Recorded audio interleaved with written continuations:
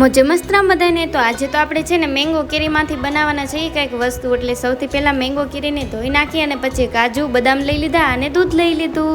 હવે આપણે કાજુ બદામને કટ કરી નાખશું. પછી ગેસ ચાલુ કરીને મેકી દઈશું કઢાઈ. હવે એમાં નાખી દઈશું દૂધ. દૂધ ગરમ થઈ જાય એટલે એમાં ખાંડ નાખી દઈશું અને પછી એમાં કાજુ બદામ નાખી દઈશું. પછી આપણા દૂધને આપણે નીચે ઉતારી લઈને કેરીમાંથી આપણે ગોઠલાને કાઢી લેશું. હવે ગોઠલા નીકળી જાય એટલે આપણે એમાં દૂધ ગરમ કર્યું હતું તેને નાખી દઈશું ને પછી આપણે તેને ફ્રીજમાં મેકી દઈશું બરફ થવા માટે. હવે થોડી વારમાં તો આપણી કેરીમાં થઈ ગયો બરફ સરસ મજાનો ને બરફ જામેલી કેરીમાંથી આપણે આવી રીતે ચાલ ઉખડી લેશું ને પછી સરસ રીતે આપણે એના કટકા કરી નાખશું. હવે આને હું તો મેંગો ચોકલેટ કે પછી તો હું મેંગો ચોકલેટ ખાવા માંડી. હવે તમારે બધાને મેંગો ચોકલેટ ખાવી તો હાલો.